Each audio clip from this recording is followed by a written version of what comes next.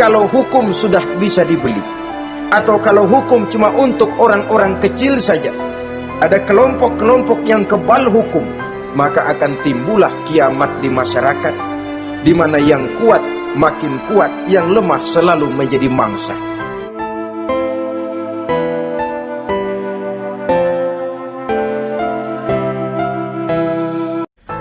Diriwayatkan dari Wahab bin Munabbih bahwa pada satu hari iblis diperintahkan oleh Allah untuk datang kepada baginda Rasulullah sallallahu alaihi wasallam dan menjawab segala pertanyaan yang diajukan oleh baginda Nabi. Datang iblis dalam bentuk orang tua pakai tongkat. Jadi iblis itu bisa malih warna, dia termasuk jenis makhluk halus toh, seperti halnya jin dan malaikat, itu bisa malih warna sesuai dengan yang mereka kehendaki. Ketika datang, baginda Nabi bertanya, "Man anta?" Siapa kamu? Dia jawab, "Ana iblis." Saya iblis. Jujur. "Limadza ji'ta?" Mau apa kamu datang kemari? Kata baginda Nabi. Dijawab oleh iblis, "Innallaha amaroni an atika wa ujibaka an kulli ma sa'altani." Allah memerintahkan saya untuk datang kepadamu dan menjawab segala pertanyaan yang engkau ajukan kepada saya. Nah, atas pernyataan ini baginda Rasul kemudian bertanya dengan dua pertanyaan. Pertanyaan pertama, iblis, "Kam ikhwanuka min ummati?" Ada berapa sih teman-temanmu dari golongan umatku? Dari golongan umatku, umat Islam ini, bukan orang lain. Kalau orang kafir sih sudah jelas, itu memang CS-nya iblis. Tapi dari umatku, siapa saja yang jadi teman-teman kamu iblis? Menjadi antekmu, menjadi alatmu sejak dari dunia sampai ke neraka nanti. Atas pertanyaan ini iblis menjawab, "Teman-teman saya dari golongan umatmu ya Muhammad, asyarun, ada 10 orang. Ada 10 orang yang merupakan teman-teman iblis dari dunia sampai ke neraka." Siapa mereka? Pertama kata iblis, "Teman saya hakimun jair." Hakim yang curang, hakim yang tidak adil. Ini bisa dimaklumi. Kenapa? Karena hakim diharapkan adalah produk keadilan. Sehingga orang mengatakan seorang hakim adalah seorang yang meletakkan sebelah kakinya di surga dan sebelah lagi di neraka. Kalau adil dia menghukum, kaki sebelah kanan yang akan menentukannya ke surga. Kalau licik dia menghukum, kaki sebelah kiri yang akan menjerumuskan dia ke dalam neraka. Saudara-saudara kaum muslimin rahimakumullah, sesungguhnya dalam kehidupan, kurangnya sandang pangan bukan satunya-satunya sebab yang membuat orang menderita. Tidak teraturnya perumahan, kurangnya lapangan kerja bukan satu-satunya yang menyebabkan rakyat menderita. Tapi lukanya rasa keadilan, tidak tegaknya hukum sebagaimana yang diharapkan, itu juga bisa menjadi sumber nestapa, bisa menjadi asal dari segala derita. Oleh karena itu, hakim yang tidak adil, hakim yang curang, yang menghukum tidak berdasarkan hukum, tapi berdasarkan kepentingan, berdasarkan pesan sponsor, hukum bisa dibeli, ada istilah mafia peradilan. Hakim-hakim macam ini yang akan menjadi teman-teman iblis. Dan tiap kali palu akan diketuk, iblis sudah bukan main sibuknya. Kekuasaan di tanganmu, hijau katamu, hijau yang akan berlaku, merah kau ketok, merah yang akan jadi keputusan. Orang lain tidak tahu ini kesempatan untuk jadi kaya, ini kesempatan untuk naik pangkat. Manipulir hukum tidak ada yang tahu karena orang banyak yang awam dengan hukum. Saudara-saudara kaum muslimin, kalau hukum sudah bisa dibeli, atau kalau hukum cuma untuk orang-orang kecil saja, ada kelompok-kelompok yang kebal hukum, maka akan timbullah kiamat di masyarakat, di mana yang kuat makin kuat, yang lemah selalu menjadi mangsa.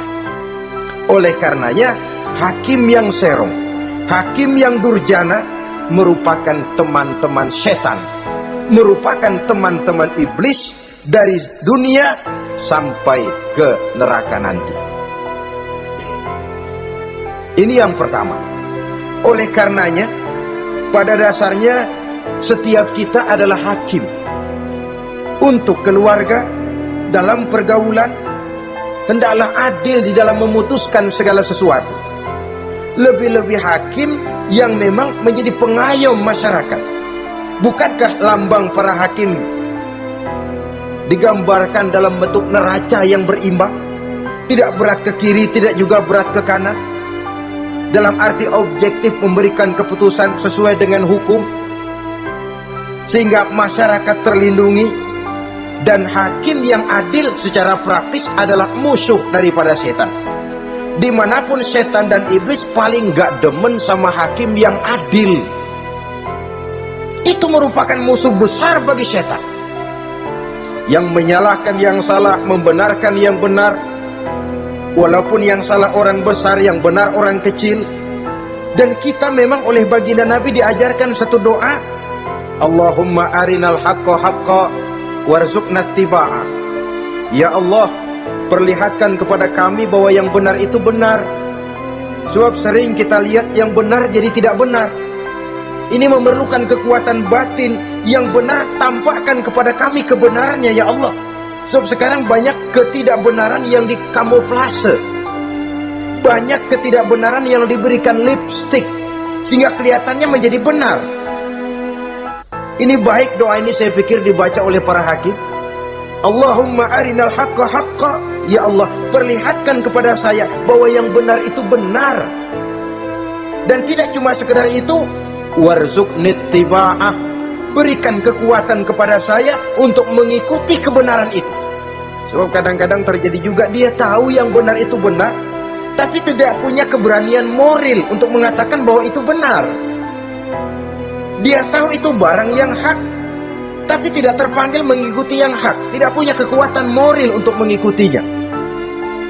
Lalu doa ini pun disambung, wa arinal batila batilan warzuqna ijtinaba. Wahai Allah, perlihatkan kepada kami bahwa yang batil adalah batil, bahwa yang salah adalah salah, bahwa yang munkar adalah munkar. Berikan kepada kami kekuatan untuk menjauhi yang munkar, yang batil, yang zalim. Saudara-saudara kaum muslimin rahimakumullah, kita sering mencaci kaum pelacur sebagai sampah masyarakat. Tapi sadarkah kita bahwa pelacuran di bidang hukum, pelacuran di bidang intelektual, kadang-kadang pelacuran di bidang agama, dalam arti menjual ayat untuk membela yang salah dan menekan yang benar, ini juga tidak kalah bahayanya dengan prostitusi, pelacur-pelacur yang kita anggap sebagai sampah daripada kehidupan masyarakat itu. Oleh karenanya, maka hakim yang adil merupakan musuh utama daripada iblis dan setan. Mereka akan sibuk sekali kalau seorang hakim sudah berketetapan untuk melahirkan keputusan hukum yang seadil-adilnya. Ini yang pertama, teman setan adalah hakim yang nyeleweng, yang tidak adil. Yang kedua, teman saya, kata iblis, ghaniyun mutakabbir, orang kaya yang sombong. Orang kaya sombong itu teman setan. Orang miskin sombong itu lebih teman lagi tuh. Sebab ini sudah kelewatan. Kalau orang kaya sombong barangkali masih lumayan lah, memang kaya. Tapi kalau sudah miskin sombong, minta ampun. Orang kaya yang sombong adalah musuh iblis. Sebab pada hakikatnya tidak ada yang kaya dalam kehidupan ini kalau sudah bercermin kepada apa sih yang kita punya. Nabi Sulaiman karena merasa menguasai antara masyrik dan maghrib, satu hari pernah mohon izin kepada Allah. Ya Allah, saya mohon izin kepadamu untuk memberikan makan kepada seluruh makhluk-makhlukmu sekedar satu hari saja. Baik. Satu hari Nabi Sulaiman mau menjamin menanggung makannya semua makhluk. Karena merasa kaya. Baik, kata Allah. Lalu sibuklah Nabi Sulaiman mengadakan persiapan. Seluruh bala tentaranya, jin, binatang dikumpulkan, mengumpulkan makanan yang sebanyak-banyaknya, diatur di satu lapangan yang sangat luas. Sebab ini yang mau makan tentu tidak sedikit. Sudah selesai persiapan, kata Allah, sudah selesai Sulaiman? Sudah ya Allah. Nah, aku mulai dari makhlukku yang paling di bawah, ikan. Ikan Nun dipanggil oleh Allah. Rezekimu hari ini mau ditanggung Sulaiman. Naik, makan. Naik ikan ini. Sekali makan seluruh persiapan habis. Goleng kepala Nabi Sulaiman, beliau sadar lalu sujud, maha kaya engkau ya Allah. Boro-boro nanggung makanan semua makhluk hidup sehari, ikan satu nggak keurusan. Ini baru sekali makan, bagaimana nambahnya? Jadi apa sih yang kita anggap kaya ini? Maka orang kaya yang sombong pada hakikatnya kacang yang lupa akan kulitnya. Tidak ada yang kita bawa pada saat kita terlahir ke alam ini, sebagaimana juga tidak ada yang kita bawa pada saat kita meninggalkan alam ini. Harta kita akan pindah nama. Sebab itu yang perlu kita jaga pada hakikatnya tidak lain nilai-nilai iman, sebab ini yang akan kita bawa. Cuma ironinya, karena iman itu abstrak, bukan benda, orang yang kehilangan iman tidak pernah ribut. Sebaliknya, karena harta itu materi, benda konkret, orang yang kehilangan harta cepat merasa, cepat ribut. Motor hilang, ribut. Kenapa? Motor itu benda, kelihatan. Duit hilang, ribut. Televisi hilang, ribut. Kenapa? Benda. Tapi kalau iman yang hilang, wah kelihatannya tenang-tenang saja, Pak.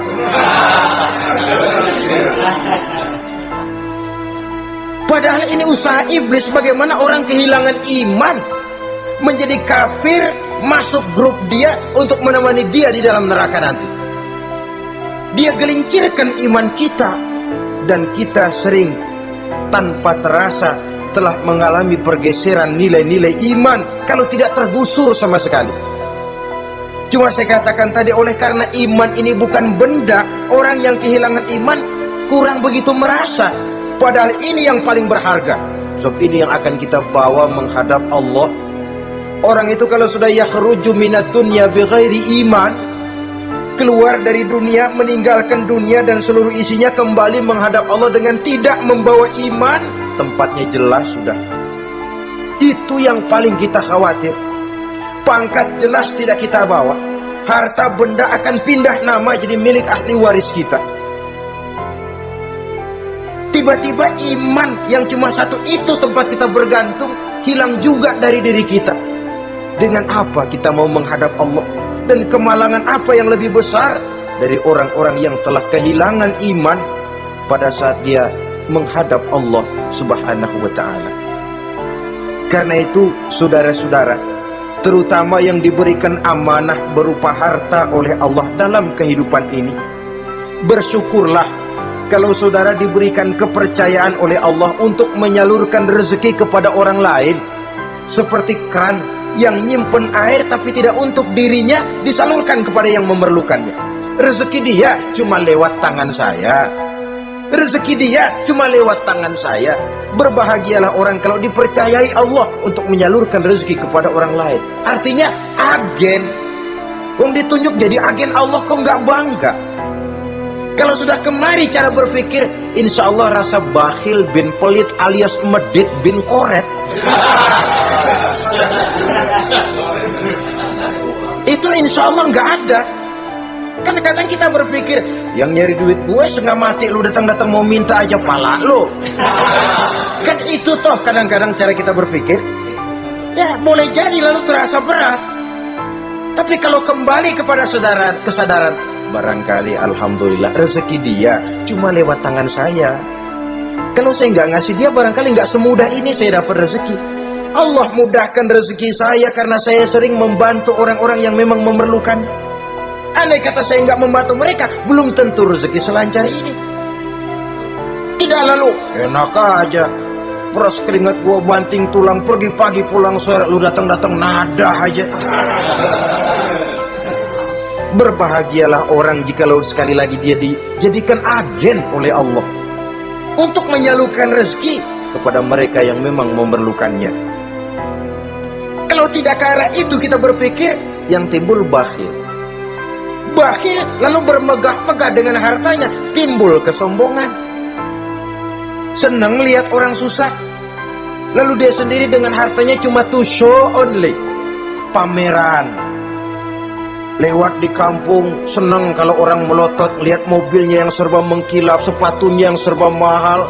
Senang kalau, wah, semua gaya hidupnya serba jet set, wah.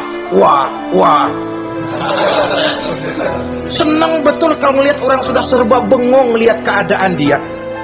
Timbul takaburnya, sombongnya, ngenyek kepada yang lain. Maka orang kaya yang sombong, teman iblis, teman setan. Setan senang betul.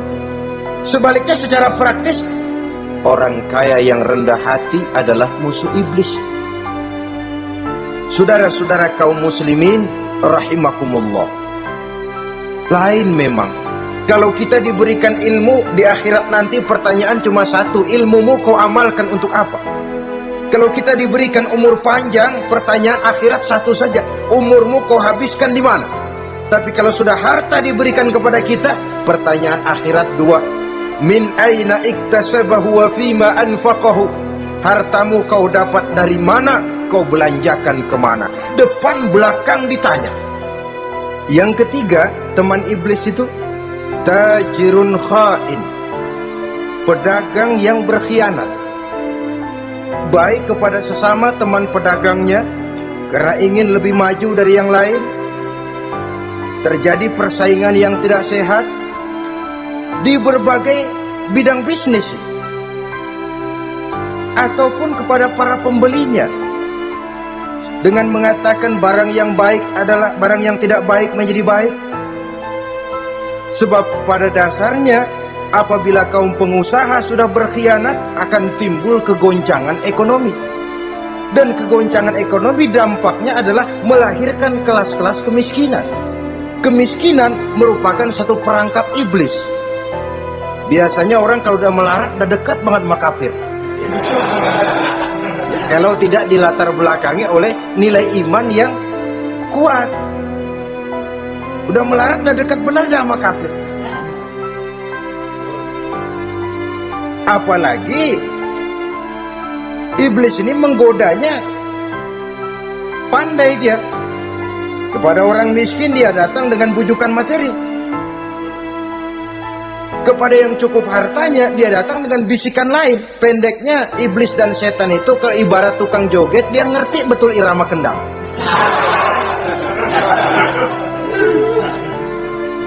Di mana kelemahan orang itu dia selidiki, dia pelajari, dari arah situ dia masuk. Dan secara strategi perang, iblis dan setan ini posisinya memang lebih menguntungkan daripada kita. Kenapa? Dia melihat kita, kita mah nggak lihat dia. Dia bisa pelajari kebiasaan dan kecenderungan kita. Kita nggak tahu kadang-kadang kelemahan kita. Dari arah itu dia masuk. Posisi dan strateginya lebih menguntungkan daripada kita. Inilah saja yang dapat kita sampaikan pada pertemuan kali ini. Mudah-mudahan ada manfaatnya. Terima kasih dan mohon maaf. Usikum wa nafsi bitaqwallah. Wassalamualaikum warahmatullahi wabarakatuh.